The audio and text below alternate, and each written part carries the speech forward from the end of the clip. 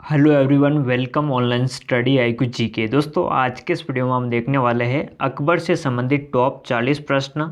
अगर आप किसी भी एग्ज़ाम की तैयारी कर रहे हैं तो ये वीडियो आपके लिए काफ़ी महत्वपूर्ण होने वाला है। तो चलिए दोस्तों, देखते हैं फर्स्ट क्वेश्चन है हमारा, अकबर का जन्म अमरकोट के राणा वीरसाल के महल में कब हुआ था।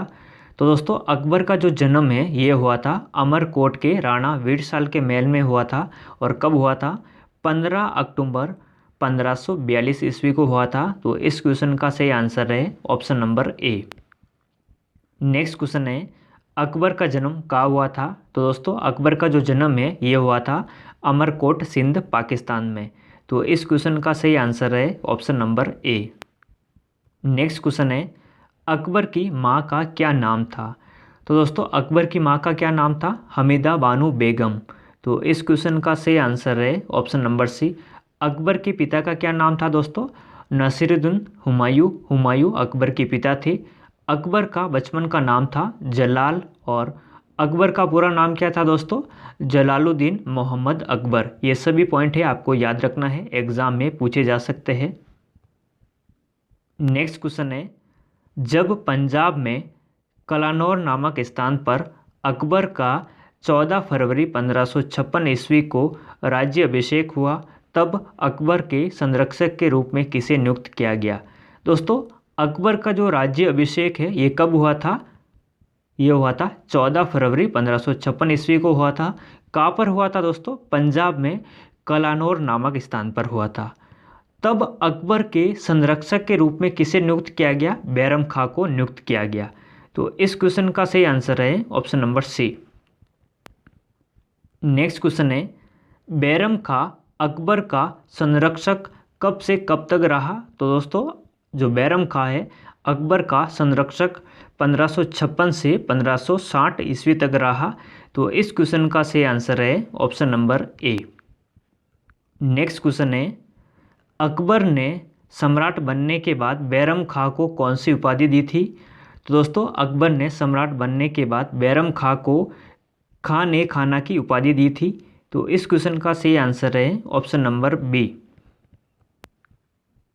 नेक्स्ट क्वेश्चन है, पाटन नामक स्थान पर मक्का की यात्रा के दौरान बैरम खां को किसने मार दिया था।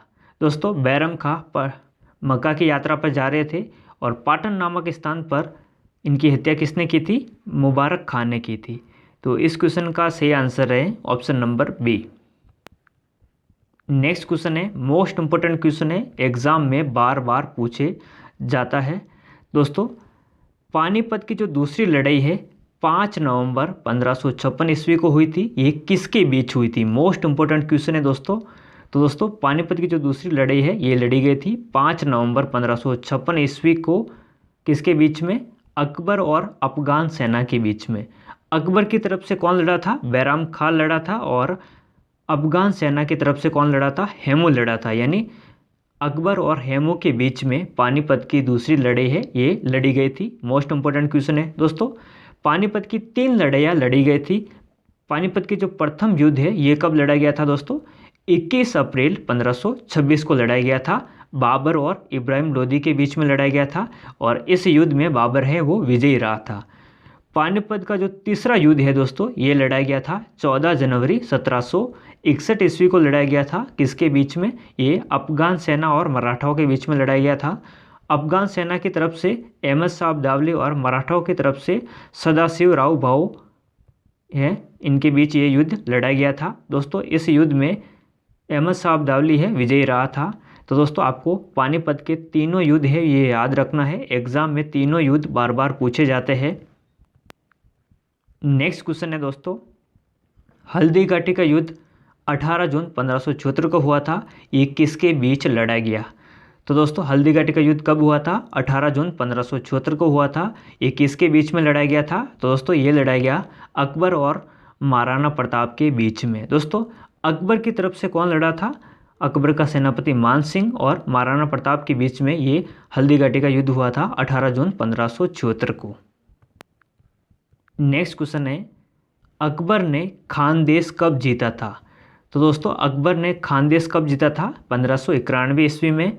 तो इस क्वेश्चन का सही आंसर है option number D. Next question है, अकबर ने सम्राट की जो उपाधि है कब ग्रहण की? तो दोस्तों अकबर ने दक्षिण युद्ध के बाद, यानी असरगढ़ युद्ध हुआ था 1601 ईस्वी में, इसके बाद अकबर ने सम्राट की उपाधि है ग्रहण की। तो इस क्वेश्चन का सही आंसर है option number D. Next question है, हल्दीघाटी के युद्ध में महाराणा प्रताप की सेना के सेनापति कौन थे? दोस्तों हल्दीघाटी के युद्ध में महाराणा प्रताप की सेना के सेनापति कौन थे? हकीम खां सुर। तो इस क्वेश्चन का आंसर है ऑप्शन नंबर सी। और अकबर के सेनापति कौन थे? मानसिंह थे, ये भी आपको याद रखना है। दोस्तों एग्जाम में हल्दीघाटी युद्ध के अन्य नाम है, ये बार बार पूछे जाते हैं, मोस्ट इम्पोर्टेंट है। तो दोस्तों हल्दीघाटी के युद्ध को मेवाड़ की थर्मोपोले किसने कहा था? कर्नल टॉड ने कहा था। और हल्दीघाटी के युद्ध को खमनोर का युद्ध किसने कहा था दोस्तों? अबुल फजल ने कहा था। और गोकुंदा का युद्ध किसने कहा था? बदायूनी ने कहा था। ये सभी उपनाम हैं हल्दीघाटी के युद्ध के, ये आपको याद रखना है, एग्जाम में बार बार पूछे जाते हैं। नेक्स्ट क्वेश्चन है, हल्दीघाटी युद्ध जो कि 18 जून 1574 ईस्वी को हुआ था, इसके पीछे अकबर का मुख्य उद्देश्य क्या था? तो दोस्तों इसके पीछे मुख्य उद्देश्य अकबर का था महाराणा प्रताप को अपने अधीन लाना था। तो इस क्वेश्चन का सही आंसर है option number A. Next question है दोस्तों, मोस्ट इंपॉर्टेंट क्वेश्चन है, एग्जाम में ये भी क्वेश्चन बार बार पूछा जाता है। अकबर ने महाराणा प्रताप को अधीनता स्वीकार करने को राजी करने हेतु कितने दूत भेजे थे, यानी कितने शिष्टमंडल भेजे थे? तो इसका सही आंसर है ऑप्शन नंबर डी, 4 शिष्टमंडल यानी 4 दूत भेजे थे। अकबर ने महाराणा प्रताप को समझाने के लिए 1572 से 1574 ईस्वी के मध्य 4 दूत भेजे थे। ये आपको चारों क्रम है, ये याद रखना है, एग्जाम में ये क्रम है बार बार पूछे जाते हैं। सबसे पहले भेजा था किसे? जलाल खां को भेजा था। सेकंड नंबर पे भेजा था मान सिंह को। तीसरे नंबर पे भेजा था भगवंत दास को। और चौथे नंबर पे भेजा था टोडरमल को। ये चारों क्रम आपको याद रखना है, एग्जाम में बार बार पूछे जाते हैं। फर्स्ट में भेजा था जलाल खां को, सेकंड नंबर पे भेजा था मान सिंह को, थर्ड नंबर पे भेजा था भगवंत दास को और चौथे नंबर पे भेजा था टोडरमल को। ये आपको याद रखना है। नेक्स्ट क्वेश्चन है, किस राजपूत वंश ने अकबर के सामने आत्मसमर्पण नहीं किया था?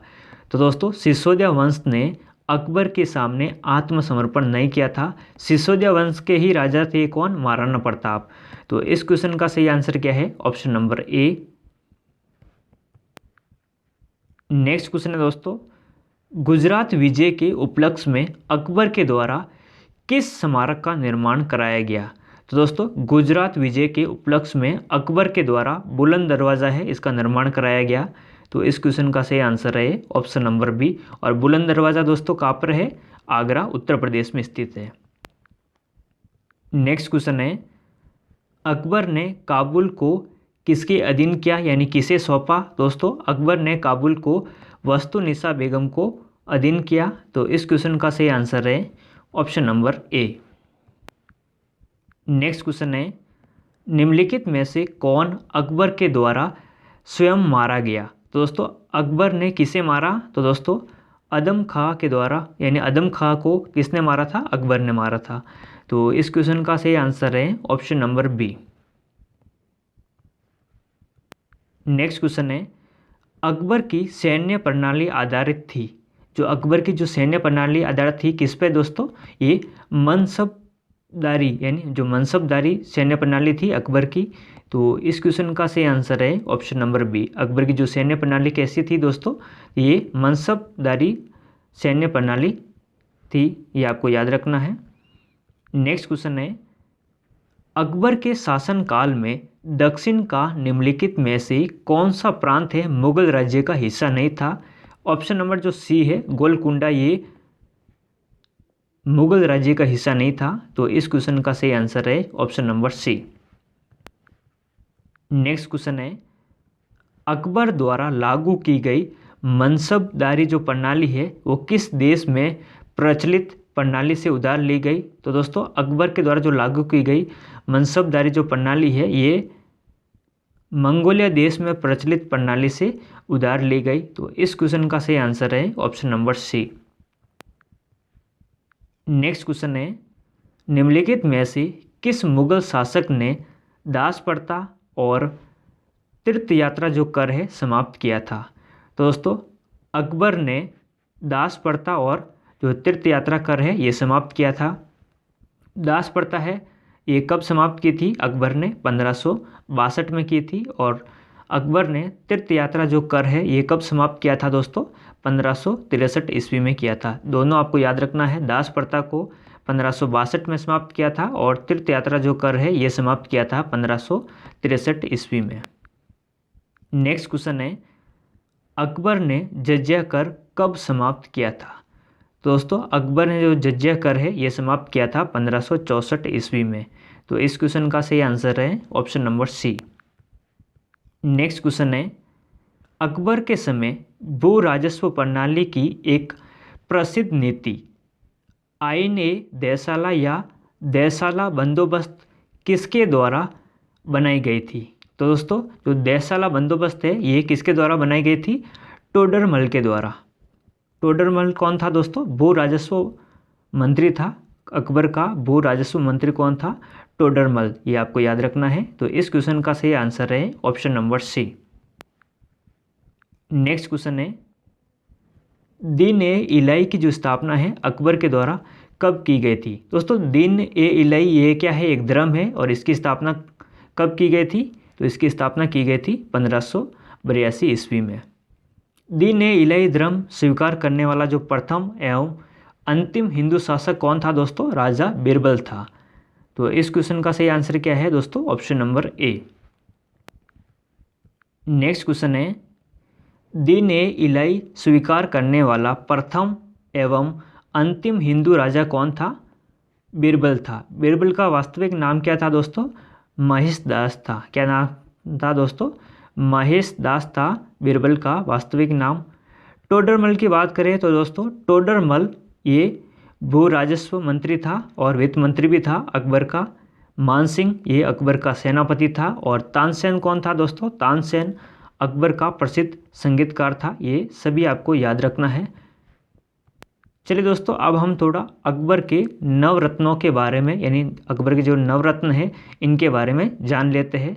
फर्स्ट है अबुल फजल। अबुल फजल ये एक लेखक थे। इन्होंने आईने अकबरी और अकबरनामा ग्रंथ की रचना की एवं पंचतंत्र का जो फारसी में अनुवाद है ये किया था। सेकंड है वेद फैजी जो कि गणितज्ञ थे।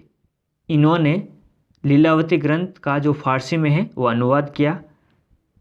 तीसरे नंबर के है तानसेन। ये क्या है दोस्तों? अकबर के नवरत्न है। जो तानसेन है ये है संगीतज्ञ थे। तानसेन की नगरी ग्वालियर मध्य प्रदेश को कहा जाता है। और इनके बचपन का नाम क्या था दोस्तों? रामतनु पांडे और तना मिश्र था। ये भी आपको याद रखना है, एग्जाम में पूछा जाता है। नेक्स्ट है बीरबल। अकबर के विशेष सलाहकार थे। बीरबल कौन थे? तो दोस्तों अकबर के विशेष सलाहकार थे।